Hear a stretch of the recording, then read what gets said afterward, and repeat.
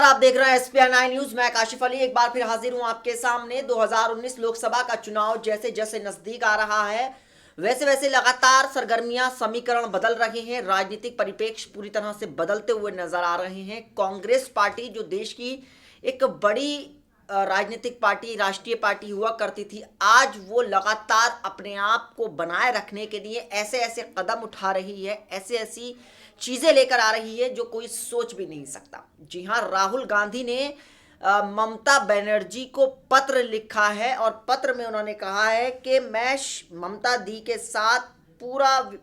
साथ हूं और पूरा विपक्ष एकजुट है। जी हाँ, राहुल गांधी का ये लेटर उस वक्त में आया है जब ममता बनर्जी को प्रधानमंत्री पद के तौर पर देखा जा रहा है और उनको माना जा रहा है कि वो देश की अगली प्रधानमंत्री और महागठबंधन की उम्मीदवार हो सकती हैं।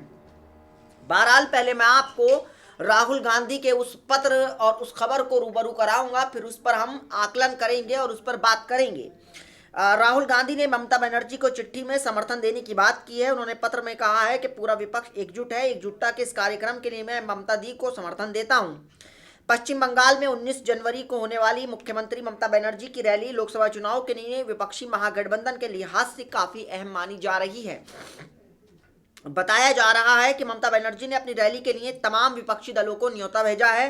हालांकि कांग्रेस अध्यक्ष राहुल गांधी और यूपीए की चेयरपर्सन सोनिया गांधी इस रैली में शामिल नहीं होंगे, लेकिन उन्होंने एक पत्र के जरिए ममता बनर्जी को रैली के लिए शुभकामनाएं भेजी हैं। राहुल गांधी ने ममता बनर्जी को चिट्ठी में समर्थन देने की बात की है। उन्होंने पत्र में कहा है कि पूरा विपक्ष एकजुट है। एकजुटता के इस कार्यक्रम के लिए ममता दी को समर्थन देता हूं। मैं आशा करता हूं कि इसके जरिए एक शक्तिशाली एकजुट भारत का संदेश दे सकेंगे। जी हाँ, ये ऑल इंडिया कांग्रेस कमेटी की तरफ से जो गया है, एक पत्र गया है सपोर्ट का, राहुल गांधी की तरफ से सपोर्ट का जो पत्र गया है ममता बनर्जी को, इससे सियासी समीकरण काफ़ी निकाले जा सकते हैं और इससे साफ तौर पर कहा जा सकता है कि कांग्रेस का समर्थन आखिर किस मायने में है और क्या कांग्रेस ने ममता बनर्जी को, क्या देश का जो महागठबंधन बनने जा रहा है लोकसभा चुनाव में, क्या उसका नेता मान लिया है, क्या उनको प्रधानमंत्री पद का उम्मीदवार का चेहरा मान लिया है, ये आखिर किस तरीके का समर्थन माना जाए। और साथ ही साथ दरअसल इस रैली को लेकर कांग्रेस अध्यक्ष राहुल गांधी और यूपीए चेयरपर्सन सोनिया गांधी को भी न्योता दिया गया था, लेकिन ये दोनों इस रैली में शामिल होने के बजाय लोकसभा में पार्टी के नेता मल्लिकार्जुन खड़गे को भेज रहे हैं। दरअसल पश्चिम बंगाल की कांग्रेस इकाई ममता बनर्जी के गठबंधन के खिलाफ रही है। यही वजह है कि पार्टी आलाकमान ने रैली में शामिल न होने का फैसला किया है। साथ ही साथ इस रैली में होने के लिए तैयारियों की गई। रैलियों का जायजा लेने के लिए Mamata Banerjee brigade parade ground का भी दौरा किया गया। यानी साफ तौर पर कहा जा सकता है कि ये रैली कहीं ना कहीं दिक्कत पैदा कर सकती है बीजेपी के लिए परेशानी का सबब पैदा हो सकता है, क्योंकि जाहिर सी बात है कि ममता बनर्जी 2019 महागठबंधन का चेहरा हो सकती हैं और राहुल गांधी का ये समर्थन देने का पत्र, आखिर इसके मायने क्या हैं और इसके मायने क्या निकाले जाएं, क्योंकि ममता बनर्जी अगर प्रधानमंत्री पद का चेहरे का उम्मीदवार संभलती हैं या आती हैं तो कहीं ना कहीं ये बीजेपी के लिए बड़ा करारा झटका माना जाएगा। लेकिन साथ ही साथ राहुल गांधी को लेकर भी ये माना जा रहा है कि राहुल गांधी ने जिस तरीके से समर्थन दिया है कि क्या कांग्रेस पार्टी भी अब बैकफुट पर पहुंच चुकी है, क्या अब राहुल गांधी प्रधानमंत्री पद का चेहरे के उम्मीदवार नहीं होंगे, ये भी अब अटकलें लगाई जा रही हैं।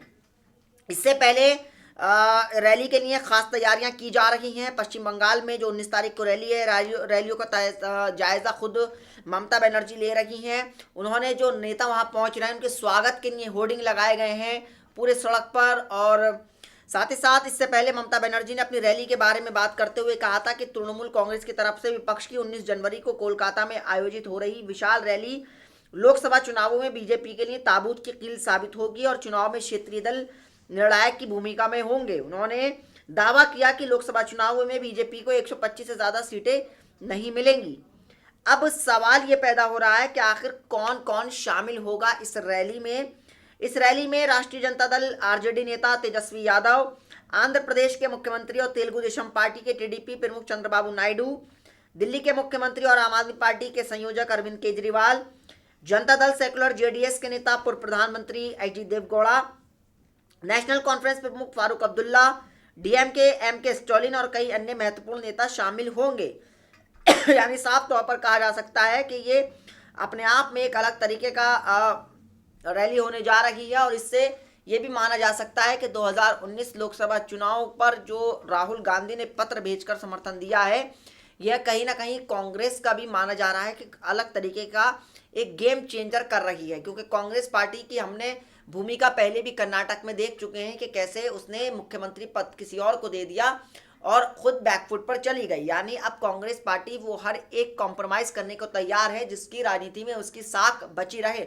वहीं सवाल अब बीजेपी पर भी खड़ा हो रहा है, क्योंकि बीजेपी के एक वरिष्ठ नेता शत्रुघ्न सिन्हा, उन्होंने भी ममता बनर्जी की रैली में जाने का फैसला किया है और उनका साफ तौर पर कहना है कि वो ममता बनर्जी की रैली में जाएंगे और बीजेपी में उन्हें वो सम्मान नहीं मिला है, उन्होंने ये बात कही है। लेकिन अब देखना ये होगा कि अब विपक्ष की ये एकजुटता क्या बीजेपी को नुकसान पहुंचा पाएगी और ये विपक्ष की एकजुटता कितनी कारगर साबित होगी। और सबसे बड़ी बात, तो क्या ममता बनर्जी इस रैली के जरिए अपने आप को प्रधानमंत्री पद की उम्मीदवार के तौर पर भी देश को बता रही हैं, ये सवाल खड़े हो रहे हैं। हालांकि तेजस्वी यादव, ममता, वहीं साथ ही साथ मायावती को लेकर भी अब सवाल अटकलें लगाई जा रही हैं कि मायावती भी देश की प्रधानमंत्री उम्मीदवार के तौर पर देखा जा सकता है उनको आने वाले वक्त में।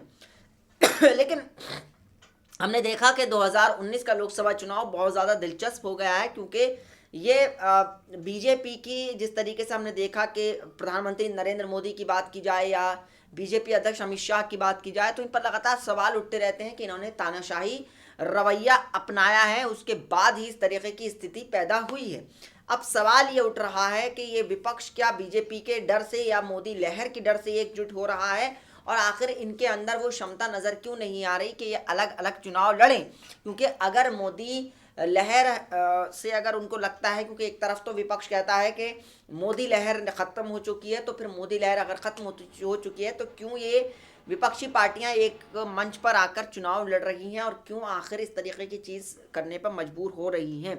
बहरहाल पश्चिम बंगाल की रैली जो होने जा रही है, जो विपक्षी एकजुटता का सबूत है, उससे साफ तौर पर जाहिर होने जा रहा है कि 2019 लोकसभा का चुनाव बहुत ज़्यादा दिलचस्प होने जा रहा है। हालांकि सोनिया गांधी और राहुल गांधी नहीं पहुंचेंगे इस रैली में, विपक्ष के नेता संसद में मल्लिकार्जुन खड़गे वो जरूर पहुंचेंगे और समर्थन देंगे। और साथ ही साथ राहुल गांधी ने जो पत्र लिखकर इस बात को साफ तौर पर कहा है कि वो इस तरीके की चीज़ें से बिल्कुल मान रहे हैं और इस चीज़ को एक्सेप्ट कर रहे हैं कि वो समर्थन दे रहे हैं ममता बनर्जी को। अब कहीं ये सवाल खड़ा ये भी हो रहा है कि अगर कहीं इस महागठबंधन में दो महिलाओं के बीच की टक्कर ना हो जाए, कि ममता बनर्जी और मायावती के बीच कहीं टकराव ना हो जाए, क्योंकि दोनों ही अपने आप को प्रधानमंत्री पद के तौर पर देख रही हैं और उनको उम्मीदवार बनाया जा सकता है या माना जा सकता है। बहरहाल 2019 का लोकसभा चुनाव अब बहुत ज़्यादा दिलचस्प मोड पर हो चुका है। समाजवादी पार्टी मायावती का गठबंधन हो चुका है, वहीं दूसरी तरफ और विपक्षी पार्टी तेजस्वी यादव भी मायावती के जाके पैर छू रहे हैं। तेजस्वी यादव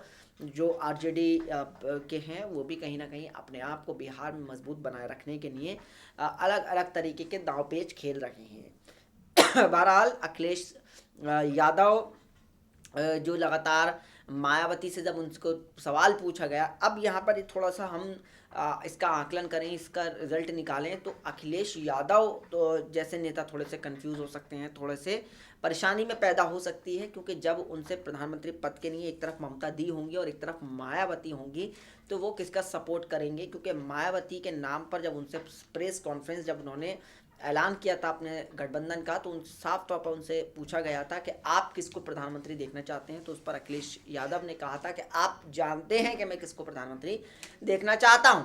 बहरहाल ये सारे राजनीति के समीकरण उठक पटक चल रही हैं, राजनीतिक जद्दोजहद चल रही है, और ये बंगाल की जो रैली होने जा रही है, इसके क्या मायने निकाले जाएं, राहुल गांधी के इस पत्र के क्या मायने निकाले जाएं, ये अपने आप में एक अलग तरीके की बात निकल रही है। और बहरहाल 2019 का चुनाव शुरू होने वाला है, कुछ ही वक्त दिन बाद चुनाव का ऐलान हो जाएगा।